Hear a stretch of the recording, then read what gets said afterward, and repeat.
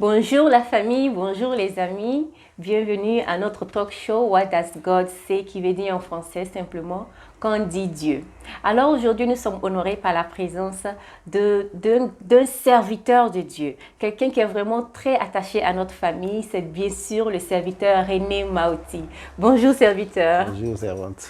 Comment allez-vous? Dieu fait grâce. Amen. Vraiment, nous sommes honorés par votre présence en ce jour. Béni soit le Seigneur. Franchement, que l'Éternel vous bénisse. Amen, Alléluia. amen, amen. Alors, serviteur, aujourd'hui, vous voulez nous parler de l'amour. L'amour. Qu'est-ce que c'est? Qu'est-ce que c'est l'amour? Tout d'abord, je voulais dire merci pour la confiance, la grâce que vous m'offrez de venir partager votre maison, votre Amen. plateau.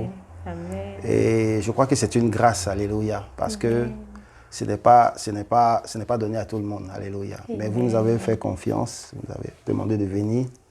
J'aimerais juste vous remercier et vous encourager dans ce que vous faites. Que le Seigneur vous encourage et vous donne la semence pour aller de l'avant. Amen. Amen. Et dans ce topic, je dirais, de l'amour, et j'aimerais juste qu'on lit un passage de la Bible. Okay. Qu'est-ce que la Bible nous dit par rapport à ça?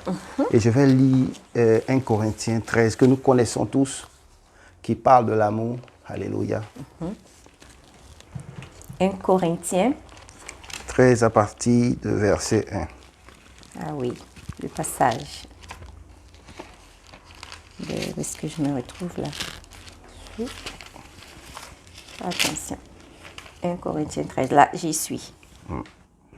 Donc, je lis du verset 1 jusqu'au verset 4. 4. Alors, quand je parlerai les langues des hommes et des anges, si je n'ai pas l'amour, je suis un airain qui résonne ou une cymbale qui retentit. Et quand j'aurai le don de prophétie, la science de tous les mystères et toute la connaissance, quand j'aurai même la foi jusqu'à transporter des montagnes, si je n'ai pas l'amour, je ne suis rien. Et quand je distribuerai tous mes biens pour la nourriture des pauvres, quand je livrerai même mon corps pour être brûlé, si je n'ai pas l'amour, cela me sert à rien. L'amour est patient, il est plein de bonté. L'amour n'est point envieux, l'amour ne se vante point, il ne sent point d'orgueil. Alléluia, je peux continuer? Oui, maman. Il dit, il ne fait rien de malhonnête, il ne cherche point son intérêt, il ne s'irrite point, il ne soupçonne point le mal. Il ne se réjouit point de l'injustice, mais il se réjouit de la vérité. Il excuse tout, il croit tout, il espère tout, il supporte tout. Alléluia. Je peux continuer encore? Verset 8. L'amour ne périt jamais. Les prophéties seront abolies, les langues cesseront, la connaissance sera abolie. Alléluia. Amen. Amen. Voici ce que la Bible nous dit par rapport à l'amour. Amen. Donc, je dirais que l'amour, c'est un sujet assez vaste et assez profond.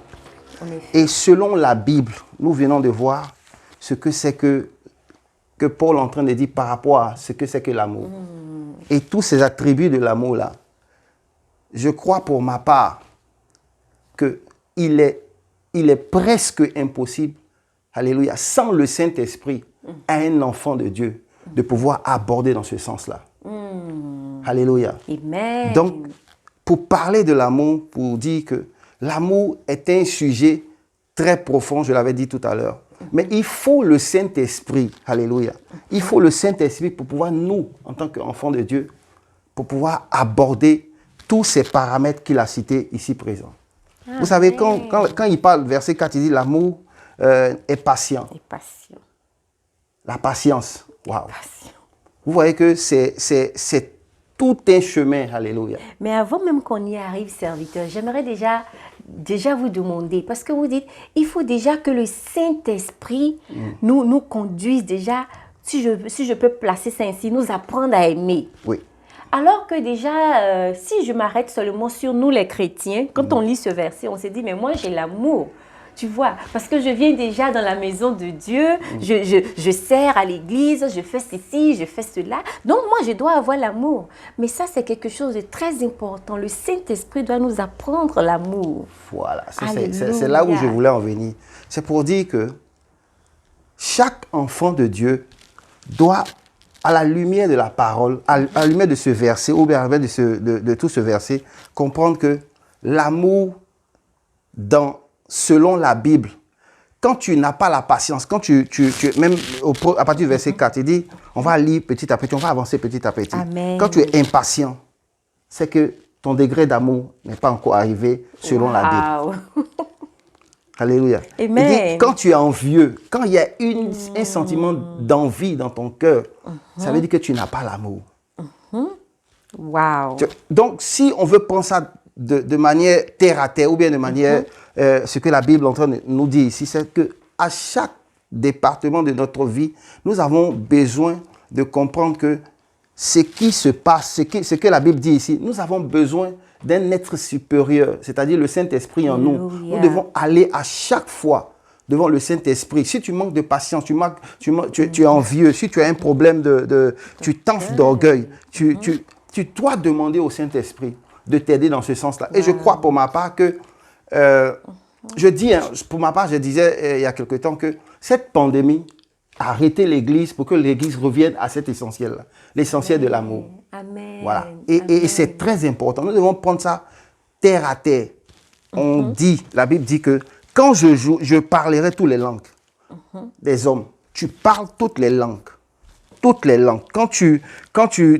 Si tu n'as pas l'amour, tu es comme quoi il dit un airain qui résonne. Une cymbale.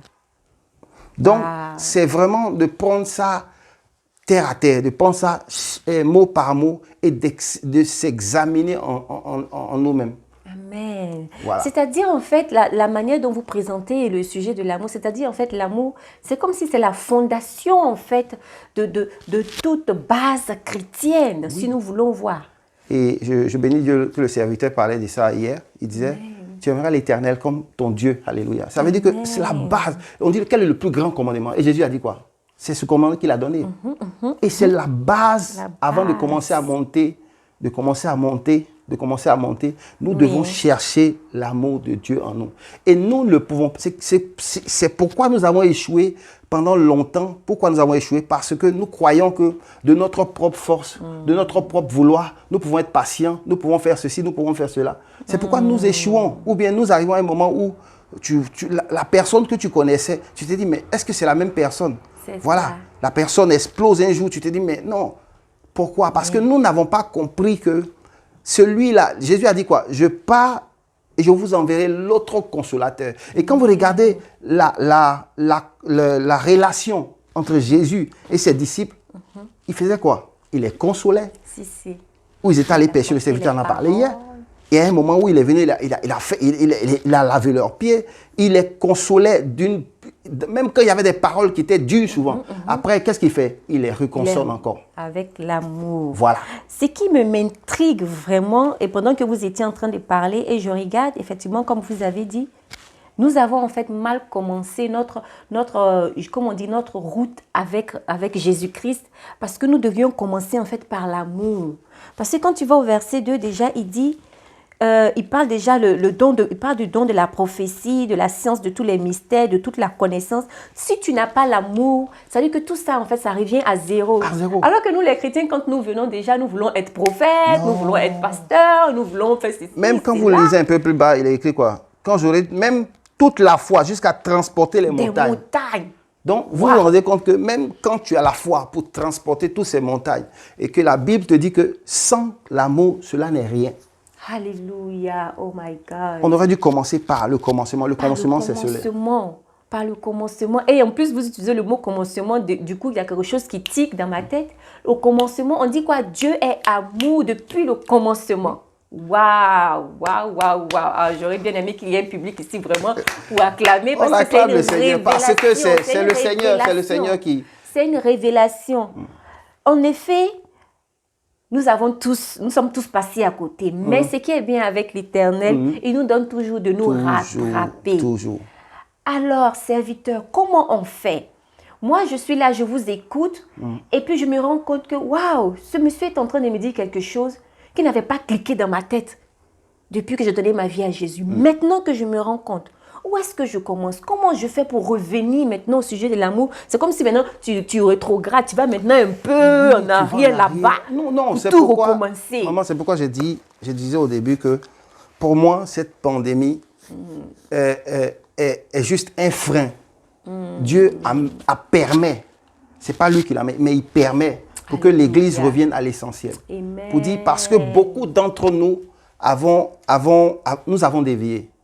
Nous avons oublié les principes, le commencement. Nous sommes allés, il y a des endroits où les gens ont commencé avec déjà fait des combats, tous, voilà. Tu vois. Donc, en effet. Revenons à cet essentiel-là. C'est que l'amour de Dieu dans notre cœur, la Bible qui est répandu par le Saint-Esprit. Et nous n'avons pas cherché à celui-là que la Bible a dit, Jésus a dit, attendez. Amen. C'est la puissance, c'est le moteur qui te permet de pouvoir faire ces choses-là. Nous allons lire un verset, maman, nous allons lire un verset. Nous allons aller dans Luc. Luc 17. Luc 17.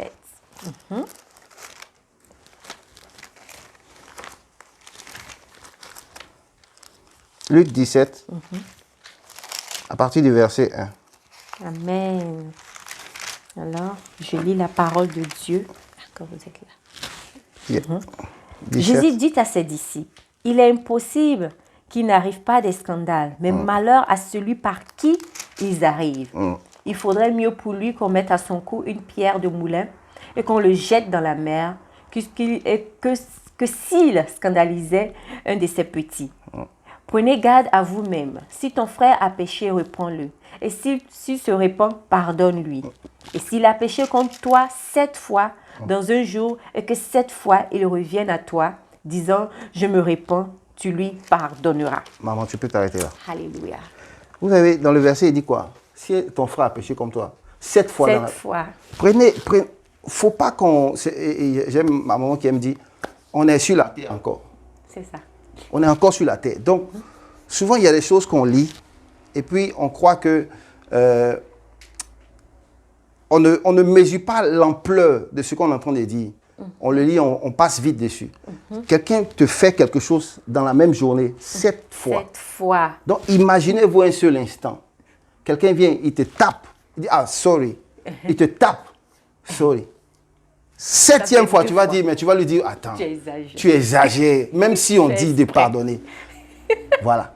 Même si on dit de pardonner. Tu ne peux pas me taper et revenir à chaque fois. Et moi, j'ai ce problème avec ma femme et je bénis le Seigneur de ce que le Seigneur me fait comprendre que, ouais, quand tu aimes, tu pardonnes. Alléluia. Tu vois, Alléluia. quand tu aimes, l'amour, on ne parle pas de l'amour, comme le pasteur Sanogo aime le dire, l'amour pouletique. Tu aimes le poulet. Mais c'est parce que c'est que le poulet te fait du bien dans ton... Tu n'aimes pas le plaisir du poulet. C'est pas l'amour, ça.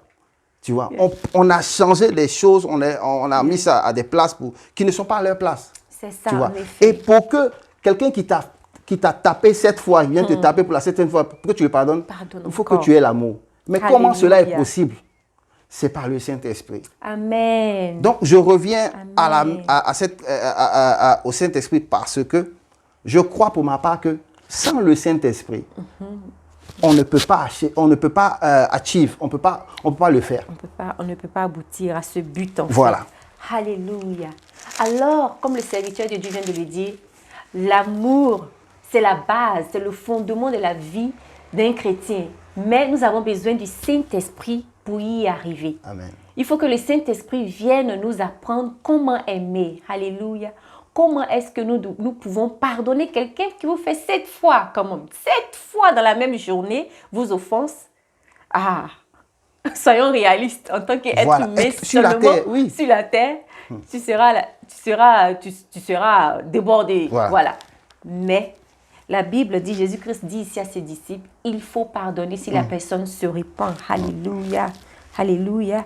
Et ce qui me touche, si je reviens encore dans le livre de Corinthiens, le premier livre de Corinthiens, au verset 8, il dit « L'amour ne périt jamais. » C'est fort. L'amour ne périt jamais. C'est fort. Ça, je n'avais pas vu ça, parce qu'on avait un moment avec nous la fois dernière. Mais là, vous nous avez fait lire tout jusqu'au verset 8. Et je vois, il dit « L'amour ne périt jamais » parce que les prophéties seront abolies. C'est-à-dire les prophéties passeront, la connaissance passera, les langues, le parler en langue passera, mais Toutes ces l'amour choses-là. ne passera jamais. Et donc, ça veut dire simplement que, oui, il faut s'attarder à des choses qui ne vont pas périr. Amen. Il faut attacher son cœur à des choses qui ne vont pas périr. Et je le dis pour ceux qui m'écoutent, je ne suis pas en train de dire que c'est facile. Je suis en train de dire que c'est possible. Alléluia. Juste qu'il faudrait qu'on se remette en compte, chacun de nous se remette en compte. Va devant le Seigneur. Tu regardes cette liste-là. Si tu n'es pas patient, si tu t'enfles d'orgueil, ou bien si tu crois, il faut aller vers le Seigneur. Il faut demander au Saint-Esprit, Saint-Esprit, aide-moi. Parce Amen. que la base de ce que je suis en train, le chemin dans lequel tu m'as appelé, c'est le chemin de l'amour. Et comment je peux arriver à bon port, c'est parce que j'aurais pris le temps d'examiner mon cœur, de demander au Saint-Esprit d'examiner mon cœur et de mettre à nu les choses qui sont dans ma vie qui ne sont pas conformes à sa parole. Amen, amen, amen, alléluia. Et j'aimerais juste rajouter à ce que le pasteur, l'homme de Dieu vient de dire tout à l'heure, que le vrai amour, en fait, l'amour dont nous parlons, c'est l'amour qui provient de Dieu. Alors, si tu es quelqu'un qui veut aimer de cette manière, qui veut expérimenter cet amour-là, il faudrait d'abord que tu donnes ta vie à Jésus-Christ. Amen. Parce que l'amour du monde, ce n'est pas le même amour dont nous parlons. Souvent, on croit avoir l'amour, mais la vérité, c'est que nous sommes en train de nous-mêmes nous leurrer la face. Alléluia. L'amour dont parle cette Bible, ce livre, ce n'est pas le même amour que nous voyons dehors. Alors, si tu veux expérimenter cet amour, il faudrait premièrement que tu donnes ta vie à Jésus. Amen. Ainsi, alors, c'est ainsi que tu vas maintenant recevoir le Saint-Esprit et il pourra t'aider. Alléluia. Alléluia. Serviteur, j'aimerais aussi savoir l'amour. Bon, là, j'ai parlé, ma première question, c'était en général à l'église, mon chien. Mais l'amour aussi, ce même amour-là s'applique dans nos mariages, avec nos enfants, nos collègues, même avec nos ennemis. Oui. Oui. Même avec nos ennemis. Oui, même avec nos ennemis. C'est la Bible qui le dit. C'est biblique. Il dit aimez vos ennemis.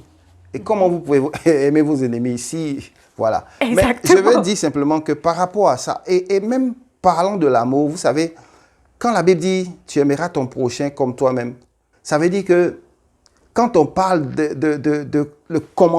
on parle du commencement, on parle d'aimer tous ceux qui sont autour de nous en premier.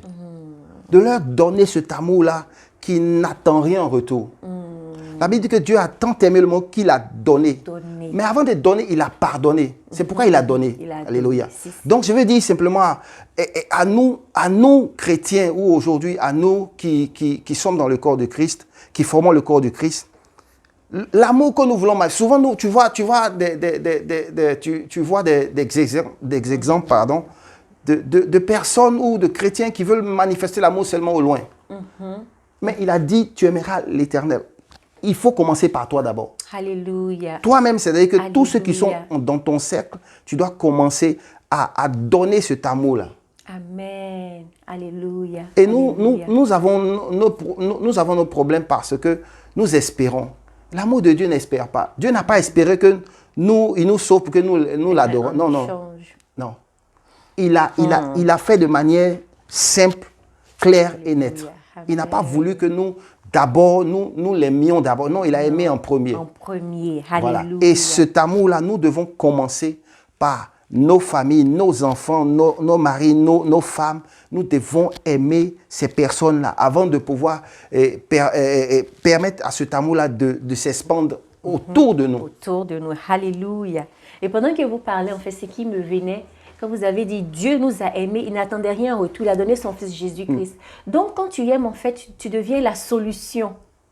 Parce que tu as vu, voyez-vous que dans l'Ancien Testament, à chaque fois, ça vient juste de me venir, je n'ai pas préparé cela. Amen. Dans l'Ancien Testament, il fallait toujours faire des sacrifices pour laver les péchés, pour pardonner les péchés, aller devant l'autel. Mais quand Dieu a regardé à ça, il a dit non, je vais envoyer mon fils une fois pour de bon. Une fois pour toutes. Alors, il a trouvé la solution qui allait nous libérer tous.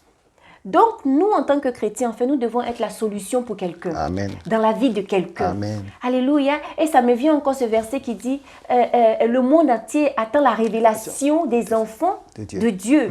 Parce que Comme je disais à quelqu'un il n'y a pas vraiment longtemps, je dis quand la Bible dit ça, c'est pas qu'il y aura un grand boom et tout d'un coup tous les serviteurs, les enfants de Dieu vont commencer à se manifester. Non, c'est dans ces petites choses. Quand tu deviens la solution à un problème, la solution à quelqu'un qui a des soucis, c'est-à-dire que l'amour que tu portes pour cette personne t'ouvre les yeux sur les soucis de quelqu'un. Ah, c'est profond, c'est profond. Et c'est vraiment dommage que dans nos églises aujourd'hui, nous n'entendons pas ce message. Ce message de l'amour, nous prêchons d'autres choses. C'est vrai, les autres sujets sont bons, mais ça, c'est trop fort. Oui, comme moi, servante, je te l'ai dit tout à l'heure, c'est que pour moi, ça n'engage que moi. Yeah. Dieu a permis cette pandémie-là pour que chacun de nous, l'Église, le corps du Christ, puisse revenir à cet essentiel-là. Pour dire, vous êtes allé tellement vite que vous avez brûlé des étapes. En effet. Vous avez brûlé beaucoup d'étapes. Vous êtes allé, oui, c'est bon, mais revenez à l'essentiel. Parce que si cette pandémie n'avait pas arrêté l'Église ou bien le corps du Christ, d'une certaine manière, je veux dire, on ne serait pas revenu à ça. Aujourd'hui, vous en parlez. Aujourd'hui, les personnes avec qui j'échange aujourd'hui, nous ne parlons que de ça. Cet amour-là doit revenir au centre de l'Église. L'Église doit être celle-là qui partage cet amour-là. Il faudrait que les gens qui nous écoutent, qui nous voient agir de manière nous comportons, puissent savoir qu'il y a quelque chose de nouveau. Et c'est comme ça que les disciples ont été remarqués quand vous regardez dans la Bible. Voilà. C'est comme ça qu'ils ont été remarqués. Parce qu'ils faisaient des choses qui étaient hors du commun, que les gens n'avaient pas encore vues. Et si aujourd'hui nous voulons ramener toutes ces personnes dans l'Église, et il y a beaucoup qui sont partis de l'Église parce que tu manques. Voilà, du manque d'amour. Et juste pour compléter sur cette note, c'est vraiment intéressant parce que dans notre communauté aujourd'hui, souvent dans l'église, on laisse les gens partir. Quand les gens se plaignent, il n'y a pas l'amour dans votre église, il n'y a pas l'amour. C'est seulement peut-être parce qu'ils n'ont pas encore reçu le Saint-Esprit pour leur enseigner cet amour. Alors nous qui avons cet amour-là, nous devons leur donner cet amour. Alléluia. Et n'attendre rien en retour. Alléluia. C'est tellement simple. Au lieu de dire, lui là, il est parti, n'a qu'à nous laisser tranquille, ou celle-là, elle exagère, toujours celle qui parle d'amour. La vérité, c'est que nous devons être la solution parce que peut-être que ce sont des gens, vous avez mentionné quelque chose hier, je crois, des gens peut-être qui ont été blessés dans leur enfance, on leur a jamais montré l'amour. Il y a beaucoup de choses dans ce sens-là. C'est pourquoi, vous savez, c'est pourquoi je parlais du Saint-Esprit. Nous allons lire un verset, nous allons voir 2 Corinthiens 3, 5. Vous allez comprendre pourquoi je dis ça. 2 Corinthiens 3.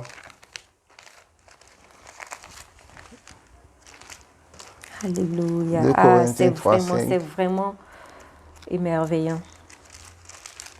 Alléluia. Merci. 2 Corinthiens, 2 Corinthiens 3, 5.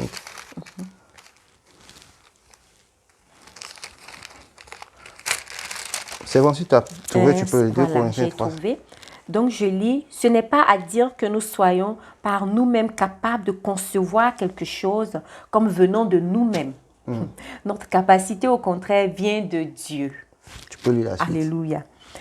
Il nous a aussi rendus capables d'être ministres d'une nouvelle alliance, non de la lettre, mais de l'esprit. Car la lettre tue, mais l'esprit vivifie. Alléluia. C'est que de toi-même, de moi-même, nous ne sommes pas capables de le faire. Alléluia. Notre capacité, quelqu'un me tape 3 fois, la 4e fois, il va m'entendre. Je veux te taper. Voilà.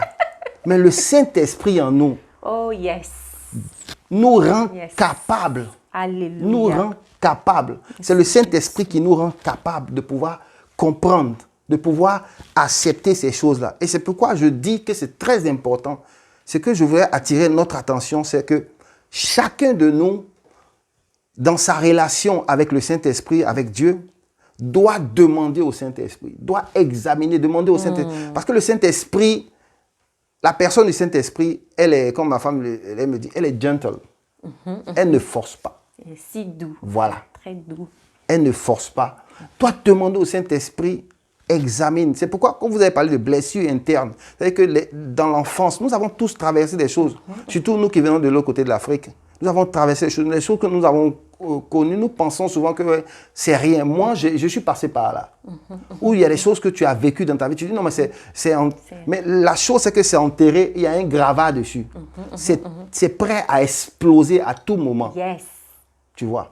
Et donc, ces choses-là, c'est quand tu vas devant le trône de Dieu que tu demandes au Saint-Esprit, examine. C'est pourquoi vous regardez dans le psaume, que j'aime bien, le psaume 139, David dit, Seigneur, examine. Il dit, regarde à l'intérieur. Yes. En d'autres termes, il dit, regarde. Peut-être qu'il y a quelque chose que je n'ai pas encore vu, que je ne sais pas. Peut-être qu'il y a l'orgueil, peut-être qu'il y a la peur. Il y a toutes ces choses-là. Alléluia. Donc, regarde. Et tu demandes au Seigneur, regarde, je t'en supplie, regarde. Afin que le Saint-Esprit, quand il pointe le doigt dessus, je te promets que quand il pointe le doigt dessus, tu es sur la route de ta guérison. Amen. Quand il pointe le doigt dessus, ça veut dire qu'il t'a dit, ça là. C'est pourquoi nous avons vu beaucoup d'hommes de Dieu qui ont avancé, mais il y a des choses dans leur vie qui les ont rattrapés. En effet, voilà. En effet. Beaucoup, parce qu'on n'a pas pris le temps d'analyser à partir de l'intérieur. Alléluia. De sorte qu'on se déploie à partir de l'intérieur. Et l'intérieur, c'est quoi? C'est le Saint-Esprit. C'est lui qui travaille à l'intérieur, c'est lui qui console, c'est lui la Bible dit qu'il nous convainc de péché, de justice et de jugement. Alléluia. Toutes ces choses-là, ce sont le Saint-Esprit qui peut le faire en nous. Amen. Et c'est pourquoi quand il y a un homme de Dieu qui te dit ça, souvent on s'offense. Mais lui veut dire quoi? Lui veut dire quoi? Ou bien lui, tel veut dire quoi? Et l'orgueil maintenant commence à se manifester. Mais si le Saint-Esprit, si tu as pris le temps de dire au Saint-Esprit, sonde-moi. David dit, sonde-moi et connais mon cœur. Alléluia. Amen, amen. On pourrait même continuer à parler, mais malheureusement, on tend vers la fin. Mais bien-aimés chrétiens, chrétiennes qui nous suivent, j'aimerais te dire, prends un moment, assieds-toi, demande au Saint-Esprit, comme le serviteur vient de le dire, Seigneur, montre-moi, sonde mon cœur, regarde, qu'est-ce qu'il y a, qu'est-ce qui ne va pas, qu'est-ce qui même m'empêche d'aimer ou de manifester l'amour de Christ. Alléluia. Parce que n'oubliez pas que le monde nous regarde. Oui. Ceux qui ne sont pas chrétiens nous regardent. Qui sait, peut-être c'est par ton comportement qu'une âme sera gagnée. Certains d'entre vous, vous n'avez même pas besoin d'ouvrir la bouche. Par votre comportement seulement, des âmes peuvent être gagnées. Amen. Alléluia. Alors, vraiment, prenez les conseils du serviteur de Dieu et mettez-les en pratique. Amen. Alléluia. Amen. Maintenant aussi, si vous avez tellement été bénis et que vous voulez rentrer en contact avec l'homme de Dieu, envoyez-nous un email et nous allons maintenant vous mettre en contact par la grâce de Dieu. Amen. Amen. Serviteur, un dernier mot avant qu'on ne finisse. Mon dernier mot, c'est de vous dire merci de nous avoir donné l'opportunité d'être là. Et j'aimerais juste prendre le temps pour prier pour quelqu'un, qu'on prie ensemble. C'est le Saint-Esprit qui révèle toutes choses.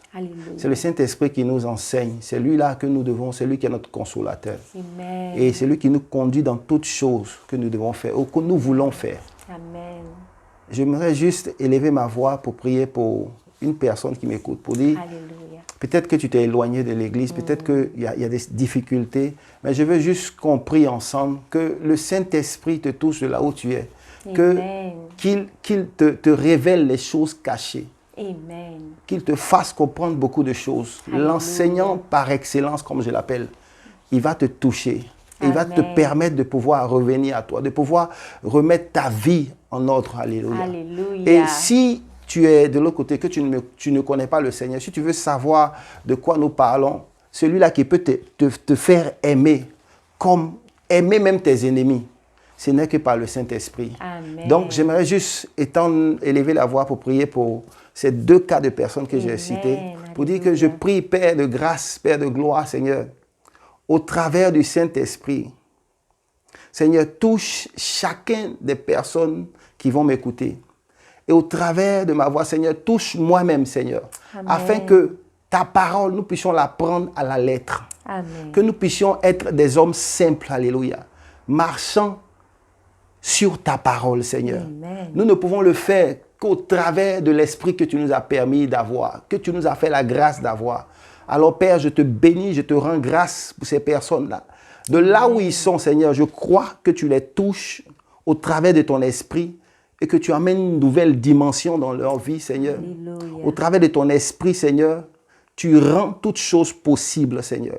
Amen. Dans le nom de Jésus, j'ai ainsi prié. Amen. Amen. amen, amen. Si tu as été béni, n'oublie pas d'aimer, de partager et surtout, souscris à notre chaîne, comme ça tu ne manques rien. Laisse aussi un commentaire, dis-nous ce que tu penses et voilà, on grandit ensemble en Jésus-Christ. Que l'Éternel vous bénisse abondamment et à la semaine prochaine. Bye Au revoir. bye.